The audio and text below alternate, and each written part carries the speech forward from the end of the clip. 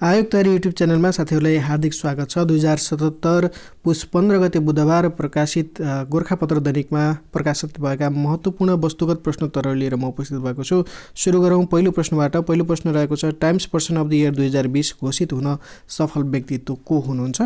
उहाँ हुनुहुन्छ नवनिर्वाचित अमेरिकी राष्ट्रपति जो बाइडेन र उपराष्ट्रपति कमला ह्यारिस अहिले times person of the year 2020 घोषित हुनुभएको छ। टाइम्स पत्रिकाले पहिलोपटक सन् 1927 देखि times person of the year घोषणा गर्न थालेको हो र सन् 1927मा चार्ल्स लिन्डबर्गलाई उक्त अवार्ड घोषणा गरिएको थियो, times person of the year. त्यस्तै सन् 2019 को कुरा गर्ने हो भने सन् 2019मा 16 वर्षीय वातावरण अभियन्ता ग्रेटा थनबर्गलाई टाइम्स वर्ष व्यक्तिको घोषणा गरिएको थियो। त्यस्तै दोस्रो प्रश्नतर्फ लागौँ। सन् 2020 जनवरी 12मा नेपाल सरकारबाट सम्मानार्थ नेपाली नागरिकता प्राप्त गर्ने विदेशी व्यक्तित्व को हुनुहुन्छ? उम डङ्गिल यसको सही उत्तर रहेको छ। त्यस्तै तेस्रो प्रश्नतर्फ लागौँ। तेस्रो प्रश्न रहेको छ, नेपाल विज्ञान प्रविधि प्रज्ञा प्रतिष्ठान नास्टद्वारा निर्माण गरिएको पहिलो ह्युमनोइड एआई रोबोट कुन हो? यान्त्रिका रोबोट, नाम यान्त्रिका राखिएको छ। विक्रम सम्वत 2077 कार्तिक 3मा यान्त्रिका नामक यो रोबोट सार्वजनिक गरिएको थियो। त्यस्तै चौथो प्रश्न रहेको छ, अन्तर्राष्ट्रिय स्वयंसेवक दिवस कहिले मनाइन्छ? डिसेम्बर 5 यसको सही उत्तर रहेको छ। पाँचौं प्रश्न, निजामती सेवामा रहेको आरक्षण सम्बन्धी व्यवस्था कति वर्षमा पुनरावलोकन गर्नुपर्ने व्यवस्था रहेको छ? प्रत्येक 10 वर्ष यसको सही उत्तर रहेको छ। यो निजामती सेवामा आरक्षणको व्यवस्था निजामती सेवा नियमावलीको दोस्रो संशोधन गरेर 2064 देखि प्रारम्भ गरिएको हो। छैटौं प्रश्नतर्फ लागौँ। इतिहास बिना राजनीतिको कुनै जरा हुँदैन र राजनीति बिना इतिहासको कुनै फल हुँदैन भन्ने विद्वान को रहेका छन्? सीले यसको सही उत्तर रहेको छ। सातौं प्रश्न, नेपालको संविधान 2072 अनुसार शासन व्यवस्थाको सामान्य निर्देशन, नियन्त्रण र सञ्चालन गर्ने अभिभारा कसमा निहित हुनेछ? मन्त्री परिषद यसको सही उत्तर रहेको छ। त्यस्तै आठौं प्रश्न, राणा थारूलाई आदिवासी जनजातिको सूचीमा समावेश कहिले गरिएको हो? सही उत्तर रहेको छ विक्रम सम्वत 2077 जेठ 5। 2077 जेठ 5 पछि आदिवासी जनजातिमा सूचीकृत जातजातिको सङ्ख्या 60 पुगेको छ। राणा थारूलाई यो सूचीमा सूचीकृत गर्ने निर्णय 2076 माघ 20मा गरिएको थियो। त्यस्तै नवौं प्रश्न, अमेरिकाको प्रतिष्ठित सम्मान लिजन अफ मेरिट अवार्डबाट सम्मानित राजनीतिज्ञ को हुनुहुन्छ? भारतीय प्रधानमन्त्री नरेन्द्र मोदी सन् 2020 को डिसेम्बरमा यो अवार्ड अन्य देशका प्रमुख लगायत अमेरिकी सेनाका अधिकारीहरूलाई प्रदान गर्ने गरिन्छ।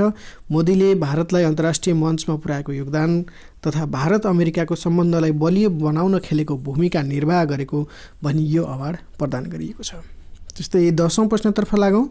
निजामती कर्मचारीहरूले एकै प्रकारको पोसाक लगाउनु पर्ने व्यवस्था कहिलेदेखि गरिएको हो? 2068 साउन 1 यसको सही उत्तर रहेको छ। नेपालको कुन ठाउँमा सहकारी सङ्ग्रहालय स्थापना गरिने भएको छ? चितवन यसको सही उत्तर हो।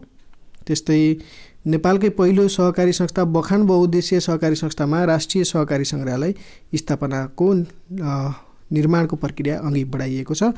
पहिलो सहकारी सङ्ग्रहालय चितवनमा स्थापना हुँदैछ।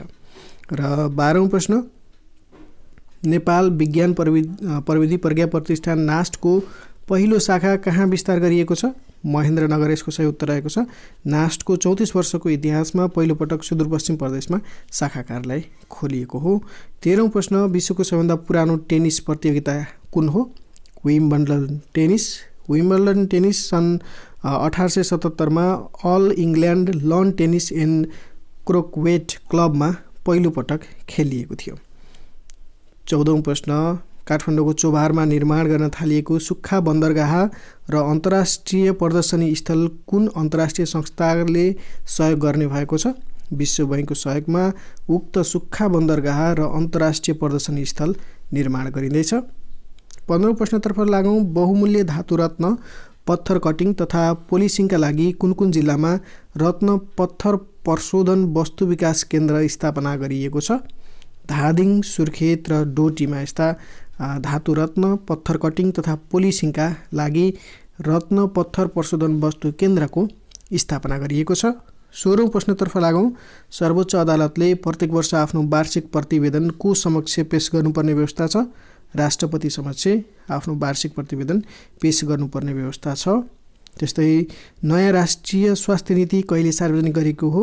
2076 असार 16 मा नयाँ राष्ट्रिय स्वास्थ्य नीति सार्वजनिक गरिएको हो। त्यस्तै 18औं प्रश्न, नाइजेरियामा गएको 1 दशकमा आतंकवादी गतिविधिका कारण कति नागरिक बेपत्ता हुन पुगेका छन्? 22,000। त्यस्तै 19औं प्रश्न, बालबालिकाको क्षेत्रमा काम गर्ने अन्तर्राष्ट्रिय संस्था किवानिज इन्टरनेसनलको एसिया पेसिफिक सम्मेलन हालै कहाँ सम्पन्न भएको छ? सन् 2020 मार्चमा नेपालमा सम्पन्न भएको छ। एसिया पेसिफिक क्षेत्रको 45औं सम्मेलनमा 300 विदेशी पाहुनासहित 400 जनाको सहभागिता रहेको थियो। यो सम्मेलन नेपालमा भएको थियो। किवानिज इन्टरनेसनल एसिया पेसिफिकको सम्मेलन रहेको थियो। त्यस्तै 20औं प्रश्न, जलविद्युत क्षेत्रको विकासका लागि विदेशी लगानी भित्र्याउन अमेरिकी डलरमा विद्युत खरिद सम्झौता PPA गर्दा हुने जोखिम न्यूनीकरण गर्न स्थापना गरिएको फन्डलाई के भनिन्छ? यसलाई भनिन्छ हेजिङ फन्ड। विदेशी लगानी भित्र्याउन अमेरिकी डलरमा विद्युत खरिद सम्झौता PPA गर्दा हुने जोखिम न्यूनीकरण गर्न स्थापना गरिएको फन्ड अर्थात् कोषलाई हेजिङ फन्ड भनिन्छ। फन्डको स्थापना पश्चात विदेशी मुद्रा घटबढको जोखिम यही फन्ड मार्फत बेहोरिने गरिन्छ भने फन्डले विदेशी लगानी बढाउन सहयोग पुग्ने विश्वास लिएको छ। 21औं प्रश्नतर्फ लागौँ। एकपटक स्वीकृत भइसकेको वातावरणीय प्रभाव मूल्याङ्कन सम्बन्धी प्रस्तावमा आंशिक रूपमा भौतिक पूर्वाधार डिजाइन वा स्वरूप परिमार्जन गर्ने, संरचना स्थानान्तरण वा फेरबदल गर्ने, वन क्षेत्र वा आयोजनाको क्षमता थप गर्नका लागि पेश गरिएको प्रस्ताव उपर पुनः गरिने वातावरणीय प्रभाव मूल्याङ्कनलाई के भनिन्छ? पूरक वातावरणीय प्रभाव मूल्याङ्कन भनिन्छ। एकपटक गरिसकेपछि सो स्थानमा गरिएको केही परिवर्तनको लागि पुनः गरिने वातावरणीय प्रभाव मूल्याङ्कनलाई पूरक वातावरणीय प्रभाव मूल्याङ्कन भनिन्छ। त्यस्तै 22औं प्रश्नतर्फ लागौँ। नेपालमा सर्वप्रथम कागजी मुद्रा कहिलेदेखि प्रचलनमा ल्याइएको हो? विक्रम सम्वत 2002 असोज 1 यसको सही उत्तर रहेको छ। राणा प्रधानमन्त्री जुद्ध शमशेरले एक अध्यादेश जारी गरी विक्रम सम्वत 2002 असोज 1 गतेदेखि कागजी मुद्रा प्रचलनमा ल्याएका थिए। पहिलोपटक रु 100, रु 10 र रु 5 दरका कागजी नोट प्रयोग गरिएको थियो, जारी गरिएको थियो। सदर मुलकी खानाबाट जारी गरिएका ती नोटहरूमा दस्तखत गर्ने खजान्ची जनकराज थिए।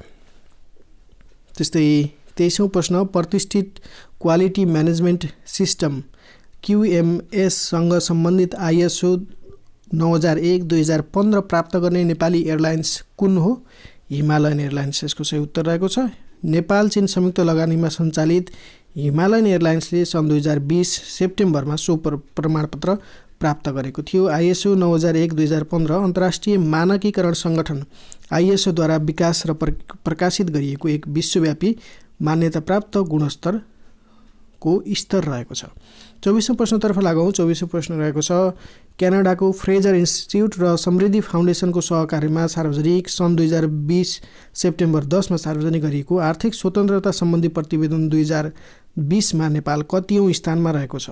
आर्थिक स्वतन्त्रता सम्बन्धी प्रतिवेदन 2020 मा नेपाल 109औं स्थानमा रहेको छ। 162 देश चाहिँ उक्त सर्वेक्षणमा सहभागी भएका थिए र सो प्रतिवेदन अनुसार हङकङ, सिङ्गापुर, न्युजिल्यान्ड, स्विजरल्यान्ड र अमेरिका उत्कृष्ट 5 मुलुकभित्र परेका छन् र नेपालको स्थान 109 रहेको छ। अफ्रिकी गणतन्त्र सबैभन्दा कम आर्थिक स्वतन्त्रता भएको मुलुकमा परेको छ भने सो पश्चात प्रजातान्त्रिक गणतन्त्र कङ्गो, जिम्बाब्वे गणतन्त्र कङ्गो, अल्जेरिया र इरान रहेका छन्। त्यस्तै आर्थिक स्वतन्त्रता निर्धारण सँग सम्बन्धित विभिन्न सूचकमध्ये नेपाल ऋण, श्रम र व्यवसायको नियमन सूचकमा 71औं, कानुनी प्रणाली र सम्पत्ति अधिकार सम्बन्धी सूचकमा 104औं, स्वतन्त्रतापूर्वक अन्तर्राष्ट्रिय व्यापार गर्न सक्ने सूचकमा 111औं र एवं नगदको पहुँच सम्बन्धी सूचकमा 137औं स्थानमा रहेको छ। आर्थिक स्वतन्त्रता मापनका लागि निर्धारण गरिएको 10 अङ्कमध्ये नेपालले 6.48 अङ्क प्राप्त गरेको छ र 109औं स्थानमा रहेको छ। त्यस्तै आर्थिक स्वतन्त्रता सम्बन्धी सूचक 2019 मा नेपाल 110औं स्थानमा रहेको थियो, 1 स्थान सुधार गरेको छ। त्यस्तै 25औं प्रश्न रहेको छ, औद्योगिक व्यवसाय ऐन 2076 अनुसार आफ्नो उत्पादनको कति प्रतिशत भन्दा बढी निर्यात गर्ने उद्योगलाई निर्यातमूलक उद्योग भनिन्छ? 40% भन्दा बढी निर्यात गर्ने मुलुकलाई मात्र निर्यातमूलक उद्योग भनिन्छ। यसमा चाहिँ ऊर्जामूलक उद्योगहरू बाहेकको उद्योगहरूलाई यो क्याटेगोरीमा राख्ने गरिन्छ। 26औं प्रश्नतर्फ लागौँ। सरकारले किसान वर्गीकरण परिचय पत्र वितरणका लागि पहिलो चरणमा छनौट गरेका 7 प्रदेशका एक जिल्ला कुन कुन हुन्? प्रदेश नम्बर 1 को झापालाई छनौट गरिएको छ किसानहरूको वर्गीकरण गरी परिचय पत्र वितरणको लागि। 7 प्रदेशमा एक जिल्ला छनौट गरिएको छ। तीमध्ये प्रदेश नम्बर 1 मा झापा, प्रदेश नम्बर 2 मा पर्सा, काभ्रे बागमती प्रदेशमा काभ्रे, कास्की जिल्ला छनौट गरिएको छ गण्डकी प्रदेशबाट र प्रदेश नम्बर 5 बाट कपिलवस्तु जिल्ला छनौट गरिएको छ। कर्णालीबाट सुर्खेतलाई छनौट गरिएको छ भने सुदूरपश्चिम प्रदेशबाट कञ्चनपुर जिल्लालाई छनौट गरिएको छ। झापा, पर्सा, काभ्रे, कास्की, कपिलवस्तु, सुर्खेत र कञ्चनपुर चाहिँ यी एक जिल्ला गरेर 7 वटा जिल्लालाई छनौट गरिएको छ। केन्द्रीय तथ्याङ्क विभागको तथ्याङ्कलाई आधार मानि एक घरबाट एकजनालाई परिचय पत्र प्रदान गरिनेछ। किसान वर्गीकरण परिचय पत्र वितरण 2076 साउनदेखि गरिएको हो।